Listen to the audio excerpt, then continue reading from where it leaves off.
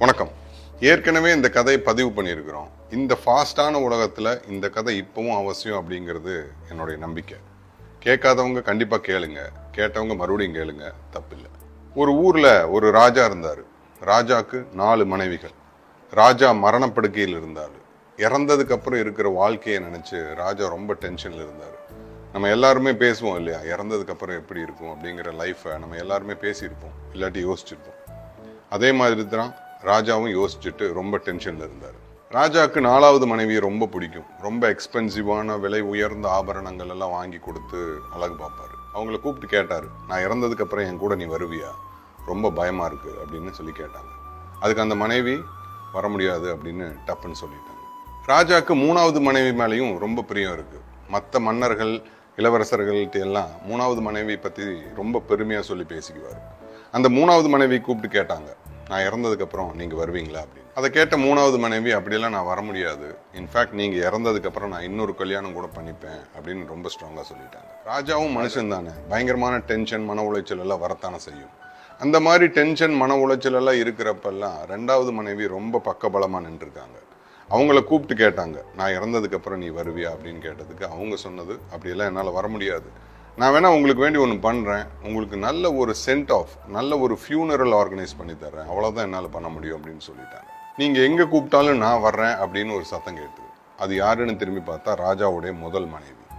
ராஜாவுக்கு ரொம்ப எம்பாரஸ் ஆயிடுச்சு, ரொம்ப தர்ம சங்கடமான சூழ்நிலை. அவங்கள கூப்பிட்டு சொன்னாங்க, நான் உன்னைத்தான் ரொம்ப நல்லா பார்த்துருக்கணும், பட் உன்னைத்தான் நான் சரியாக கவனிக்கவே இல்லை, மற்றவங்க எல்லாத்தையும் பார்த்துக்கிட்டேன், ஆனால் நீ தான் என் கூட கடைசி வரைக்கும் வர்றேன்னு சொல்கிறேன் அப்படின்னு சொல்லி ரொம்ப சங்கடப்பட்டாரு ராஜா.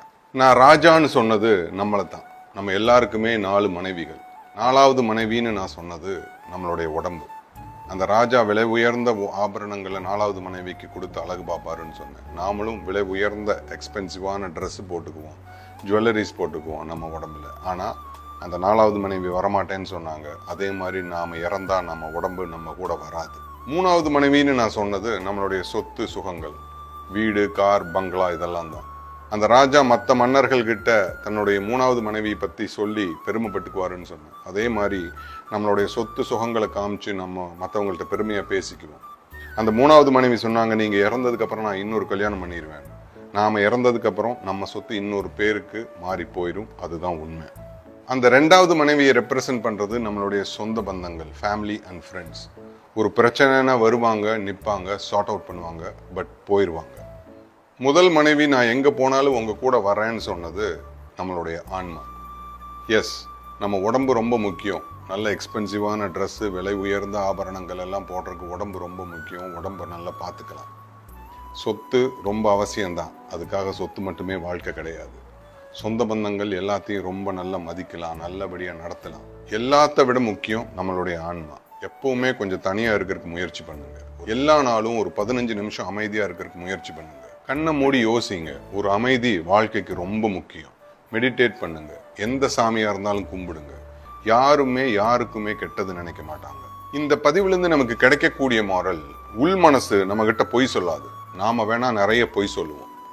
நமக்குள்ள நாம கேள்வி கேட்கிற போது அமைதியான அந்த உள் மனசு ரொம்ப சரியா சில விஷயங்களை காட்டி கொடுக்கும்.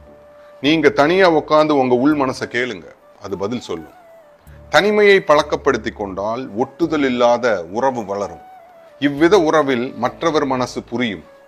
மற்றவர் மனசு புரிய நாம் என்ன செய்ய வேண்டும் என்பது தெளிவாகும். அந்த தெளிவு திடமாக அமைந்து விட்டால் எவரோடும் சண்டை வராது. அற்புதமான இந்த வாழ்வு புரியும். இந்த புரிதல் இருந்தால்தான் நாம் வாழ்க்கையை அறிதலோ, சந்தோஷமாக வாழ்தலோ, கருணையோடு இருத்தலோ, நல்லது செய்தலோ முடியும். இதுவே நம் முதல் குணமாக இருக்க வேண்டும். நாம் தான் நம் வாழ்க்கைக்கு தலைவன் என்பதும் தெளிவாகும். இந்த பதிவையும் நம்ம முண்டாசு கவியோட சிறப்பான வார்த்தையை வச்சே முடிக்கணும்னு நினைக்கிறேன்.